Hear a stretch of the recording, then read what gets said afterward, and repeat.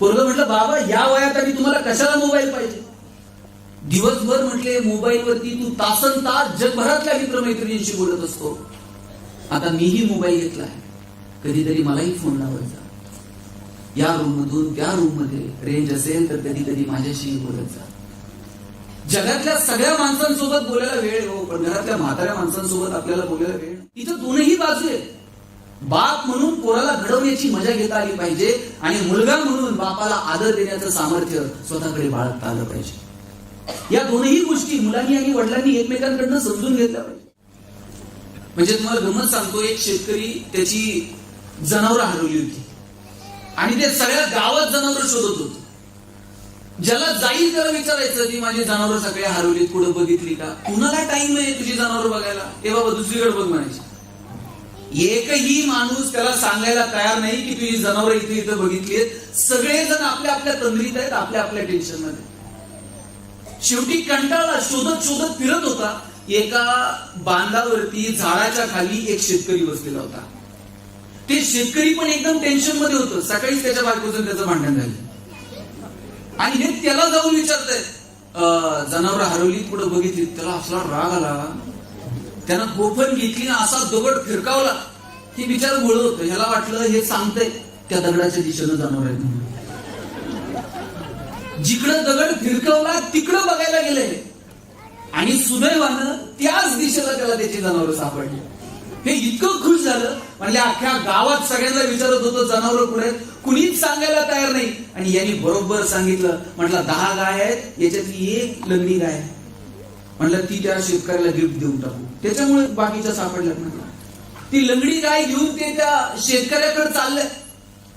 तिथं जवळ गेला आणि त्याला म्हणला तुझ्यामुळे जनावरं सापडली, ही लंगडी गाय मला तुला भेट द्यायची. ते शेतकरी म्हणते तुझ्या पाया पडून सांगतो मी दगड आणलेला नाही, मी हिला लंगडी केलेली नाही. म्हटलं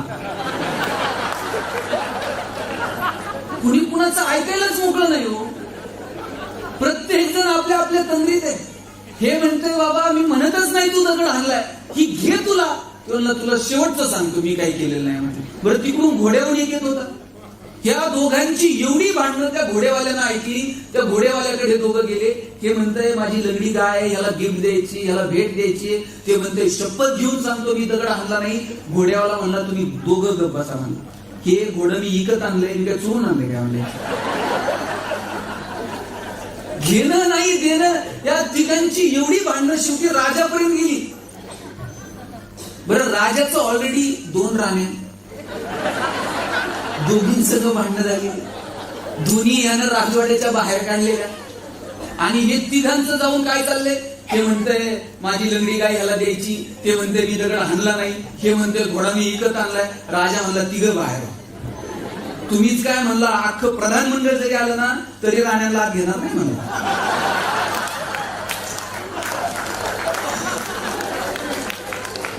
कुणाला कुणाचं ऐकायला वेळ नाहीच आहे.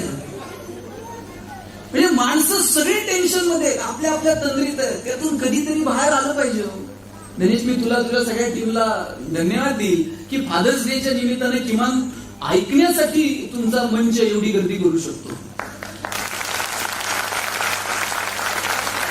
आणि मी तुम्हाला मार्गदर्शन वगैरे करण्याच्या फंदात पडणार नाही. ते मोबाईलची बॅटरी जर हँग झाली, म्हणजे तुम्ही पहा एकाच वेळेला जर फेसबुकला मेसेज आलाय, नंतर व्हॉट्सअपला आलाय, नंतर लगेचच कॉल आलाय, हे सगळे जर ऍप्लिकेशन एकाच वेळेला सुरू असतील तर मोबाईलचं काय होतं? आणि मग हँग झाल्यावर तुम्ही काय करता? आणि कधी कधी रिस्टार्टचं बटन पण हँग होतं. आणि मग काय करता? बॅटरी काढता, फुंकर घालता, पुसता, मग मोबाईल मध्ये टाकता. हा पुढचा 1-1.5 तास फक्त बॅटरी काढण्याचा कार्यक्रम आहे, एवढं लक्षात ठेवा. थोडस जे रोजच्या जीवनातून थोडस बाजूला येऊ, थोडस नात्या गोत्यांकडे बघू. भगवंताच्या कृपेनं नाती फक्त माणसांना कळतात हो. जनावरांना ठराविक काळानंतर नाती सुद्धा कळत नाही. पक्षी आकाशात उंच भरारी घेऊन जातात, त्यांना नाही नंतर आठवत की माझी आई कोण, माझा बाप कोण. आपण माणसं आहोत. आपल्याला जन्म देणारी आई आठवली पाहिजे, जन्म देणारा बाप आपल्याला कळला पाहिजे, त्यांच्यासाठी आपण कृतज्ञ असलं पाहिजे. ही भावना जपावी याच्यासाठी सगळा हा अट्टहास आहे. आम्ही नेमकं काय करायचं ठरवलंय? आम्ही नेमकं काय वागायचं ठरवलं? या साधनांच्या धुंदीमध्ये, या साधनं मिळवण्याच्या धुंदीमध्ये नात्यांचा आम्हाला इतका विसर पडत गेला की आम्हाला जन्म दिलेले आई वडील पण आठवण आहे. मला एक गंमत सांगतो. एक दूध डेअरी होती. त्या दूध डेअरीमध्ये लोक दूध घ्यायला रांगा लावायचे आणि एक दिवशी त्या डेअरीवरती राजा आला दूध घ्यायला. राजा दूध घ्यायला आल्यानंतर त्याला विचारलं, बाबा रे, राजाने विचारलं कसं लिटर दूध दिलंय? हा म्हणला 1,00,000 रुपये लिटर दूध आहे म्हटलं. राजा म्हणला इथं दूध काय दुर्मिळ आहे का? 1,00,000 रुपये लिटर निघतं. ते म्हणला इथं दूध दुर्मिळ नाही, डेअरीवर राजा दुर्मिळ आहे. राजा कधी यायचा डेअरीवरती? आज आलाय म्हणून 1,00,000 रुपये. साधनं दुर्मिळ नाहीयेत, माणसं दुर्मिळ येतो. गेलेली साधनं परत मिळवता येतील, गेलेला बाप कुठून आणायचा? वर्षश्राद्धाच्या दिवशी, पुण्यस्मरणाच्या दिवशी ब्रह्मदेवाला 2 कोटी रुपयाची एफडी करा आणि सांगा गेलेला बाप एक 5 मिनिटासाठी जेवायला म्हणून पाठवा. परत नाही भेटता येत. माणसं एकदा निघून गेली ना, मग त्यांचा सहवास नाही, मग त्यांच्याशी संवाद नाही, मग त्यांच्यासोबत स्पर्श नाही. माणसं जोपर्यंत जिवंत आहे तोपर्यंतच स्पर्श आहे, तोपर्यंतच संवाद आहे. म्हणून ज्यांच्या ज्यांच्या नशिबानं घरात बाप जिवंत आहे त्यांनी त्याच्याशी बोलावं. आम्हाला सगळ्या जगासोबत बोलायला वेळ आहे, पण घरातल्या बापासोबत बोलायला वेळ नाही. पेन्शनर बाप दर महिन्याची पेन्शन पोराच्या हातात द्यायचा. यावेळेस बापानं पेन्शन दिली नाही. पोराने विचारलं, बाबा पेन्शन आली नाही का? बाबा म्हटले पेन्शन आली, पण यावेळेस मी मोबाईल घेतलाय म्हटलं. घरातल्या बापासोबत बोलायला किती वर्ष झाले हो आपल्या बापासोबत स्पर्श नाहीये, आठवत सुद्धा नाही. आणि स्पर्शाला काय, अहो सकाळी घरातनं बाहेर पडलात ना, 10 सेकंद फक्त खाली वाका. बापाच्या पायाला हात लावायला काही सेकंद लागतात. बाप असा पाठीवर थाप मारतो, पठ्या सुखात राहा. बापाच्या पायावरती फक्त डोकं ठेवून बघा, बाप असा जीव ओवाळून टाकतो, माझं आयुष्य पण तुला लागू दे म्हणतो. काय लागतो? घरातली म्हातारी माणसं या ट्यूबलाईट इतका प्रकाश देत नाही, पण त्यांचं देव घरात निरंजनासारखं तेवत राहणं महत्वाचं असतं. ते विझून गेलं ना, मग त्या लोकांची किंमत कळायला. म्हणून ज्यांच्या ज्यांच्या नशिबानं घरात म्हातारी माणसं जिवंत आहेत त्यांनी त्यांना जगवा. माहेर कुठपर्यंत? जोपर्यंत माहेरात आईबाप आहेत तोपर्यंत.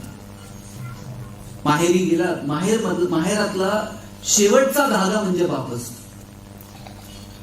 बाप गेल्यानंतर, आई गेल्यानंतर परत माहेर नाही. भावानं कितीही मोठी हवेली बांधू दे, तुमची बहिणी, तुमचे भाचे तुमचा सगळा आदर सन्मान करतात. तुम्ही आल्या गेलात तर तुमच्यासाठी साडी चोळी घेतात, पण बापाची, आईची उणीव मात्र जाणवत राहते. माहेर तोपर्यंतच आहे जोपर्यंत माहेरात बाप आहे, आई आहे.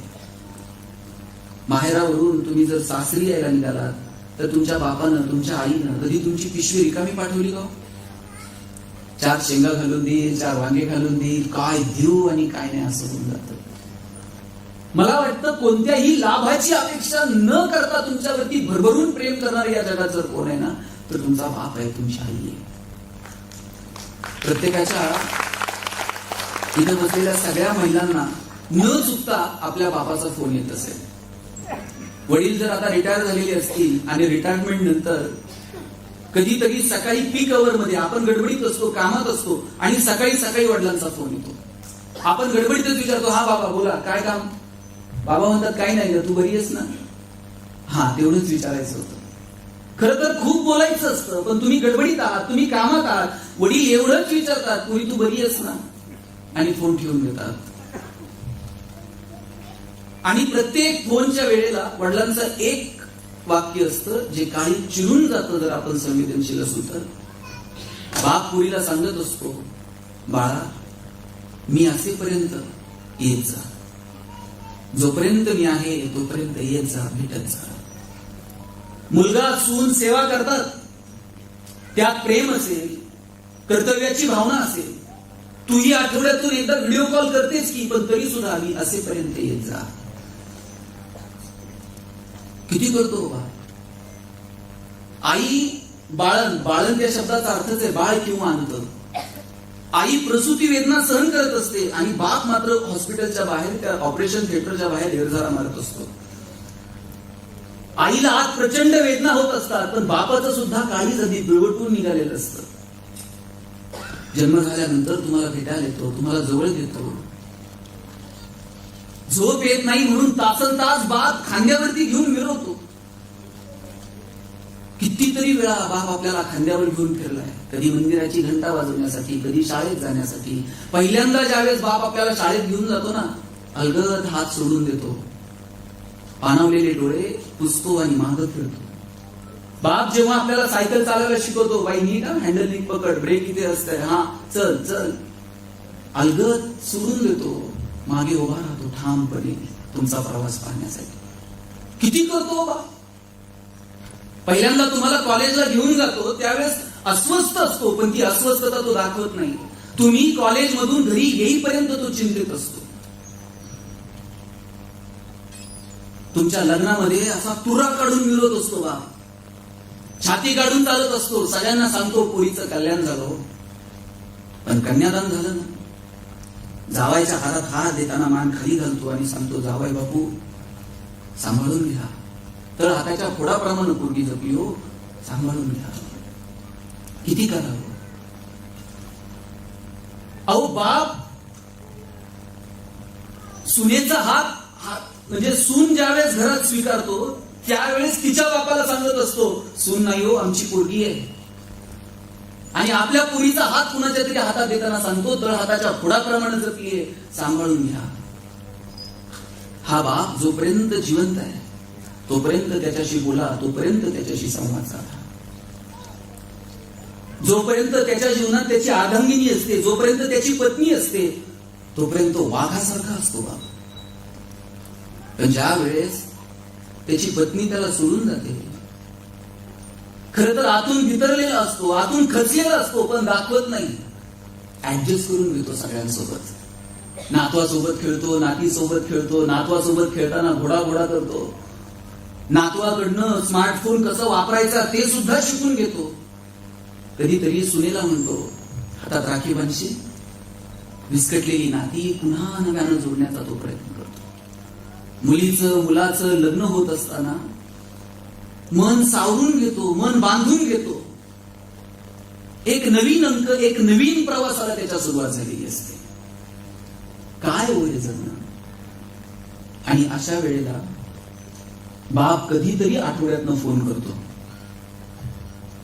आणि सांगतो, मी असेपर्यंत येत चला. माझं इथं बसलेल्या सगळ्या माता भगिनींना, सगळ्या तरुण मित्रमैत्रिणींना या फादर्स डे निमित्तानं सांगणं, हे मागं कोणतरी आवाज करते, बंद करा. माझं सगळ्या मित्रमैत्रिणींना सांगणं, आठवड्यातनं जेव्हा तुमच्या बापाचा फोन येतो आणि कानावरती आवाज येतो ना, मी असेपर्यंत येत जा. खरंच बाप आहे तोपर्यंत जा. नंतर तो तुम्हाला पाहायला मिळणार नाही. तुमच्या असाइनमेंट, तुमच्या मीटिंग, तुमचे अनेक प्रपोजल, बिझनेस, कमिटमेंट, हे सगळं बाजूला ठेवा आणि जोपर्यंत बाप आहे तोपर्यंत त्याला भेटा. बाप गेल्यानंतर मुलगी जाते, एसटीतनं उतर. अहो, पोरीचं बापाचं प्रेम काही वेगळंच आहे. बाप गेल्याचं पत्र आलं ना, फोन आला ना, पोरगी रडत निघते, बसमधनं उतरते, हंबरडा फोडत जाते, बापाच्या छातीवर डोकं ठेवून रडायला लागते. बापाला माहित नसतं माझी छकुली आली. श्वास थांबल्यानंतर कळत नाही माणसं आली, कोण भेटतंय, कोण रडतंय. लक्षात घ्या, नात्यांमध्ये पराक्रम नसतो गाजवायचा, नात्यांमध्ये प्रेम अपेक्षित असतं. भगवान कृष्ण असा करंगळीवरती पर्वत उचलतो, ज्याला करंगळीवरती पर्वत उचलता येतो तो बासरी मात्र 2 हातांनी अशी घट्ट पकडतो. ज्याला करंगळीवरती पर्वत उचलता येतो तो बासरी अशी 2 हातांनी घट्ट का पकडतो? कारण नात्यांमध्ये प्रेम असतं आणि पराक्रम गाजवायचा असतो तो रणांगणात. आपण उलट करतो, नात्यांमध्ये पराक्रम गाजवतो आणि रणांगणात शस्त्र खाली ठेवतो. नात्यांमध्ये कसला पराक्रम आहे? 10 वर्ष झाले वडिलांनी माझ्या लग्नात विरोध केला, 10 वर्ष बापाच्या दारात गेले नाही. तो गेल्यावर तुम्ही जाल, त्याला नाही कळत माझी छकुली आली म्हणून. 10 वर्ष झाले बहिणीशी मी बोललो नाही, ती गेल्यावर तुम्ही साडी चोळी घेऊन जा, तिला नाही कळत भाऊ आलाय आणि तो रडतोय म्हणून. नात्यांमध्ये पराक्रम नसतो गाजवायचा, नात्यांमध्ये प्रेम अपेक्षित असतं. ते प्रेम आपल्याला नाती जिवंत आहे तोपर्यंत देता येईल का? मला वाटतं याचा विचार करा. लक्षात घ्या, आई आणि बाप ही नुसती नाती नाहीये, त्या भावना आहेत. आई असणं हे निवळ तुमच्या प्रसूती वेदनांशी निगडीत नाहीये. आई असणं हे निवळ तुमच्या स्त्रीत्वाशी निगडीत नाहीये. आई असणं हे जर निवळ तुमच्या प्रसूती वेदनांशी, निवळ तुमच्या स्त्रीत्वाशी निगडीत असतं, 750 वर्ष 21 वर्षाच्या तरुणाला लोक माऊली म्हटले असते. जगातला एकमेव पुरुष आहे ज्ञानोबा, सगळ्या जगानं आई म्हणून हाक मारली. म्हणून मला असं वाटतं की आई आणि बाप ही नुसती नाती नाहीये, आई आणि बाप ही भावना आहे. बघा, जग तुम्हाला बाहेर बाळासाहेब म्हणत, घरी गेल्यावर आई काय म्हणते? आई म्हणते बाळू. आई उकार लावते, आई उकाराची भाषा बोलते. ती उकाराची भाषा ज्ञानोबा बोलतात. ज्ञानोबा म्हणतात, ऋणू झुणू रे भ्रमरा, सांडितो अवगुणू. अवगुण या शब्दाला ज्ञानोबांनी अवगुण म्हणावं, याच्यापेक्षा काय प्रेम असू शकतं? बघा, पोरग कसंही असलं तरी आई काय म्हणते? माझं लेकरू आहे. ते तिकडे दारू पेत जरी असलं ना तरी आई सांगते की नाही, पोरग तसं चांगलं आहे, संगत वाईट आहे.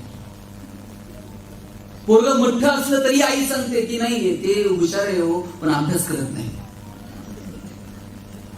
आई रामाची असो नाही तर रावणाची, कंसाची असो नाही तर कृष्णाची, आई कुणाचीही असो, होत प्रोत प्रेम करते. जो जे वांछील तो ते लाहो प्राणीला, ज्याला ज्याला जे जे हवंय ते ते मिळू दे. केवढं मोठेपण आहे मनाचं. माऊलींना उगाच आई म्हटलं नाही, ज्याला ज्याला जे जे पाहिजे ते ते मिळू दे. आपलं एवढं मोठं मन आहे का? एकाला देव प्रसन्न झाला, म्हणला तुला काय मागायचंय ते माग. हे देवाला म्हणला, देवा एक गाडी दे म्हणला मला. देवाला गाडी दिली की, पण तुला एक देईन, पण तुझ्या शेजारच्याला 2 गाड्या देईन म्हणला. हे म्हणला गाडीच नको मला.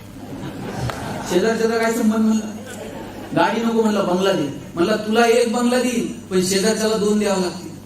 ते म्हणला मला गाडी नको बंगला नको. देव म्हणला काही तर माग. त्याने विचार करून सांगितलं, म्हणला देवा एक डोळा जाऊ दे म्हणला माझा.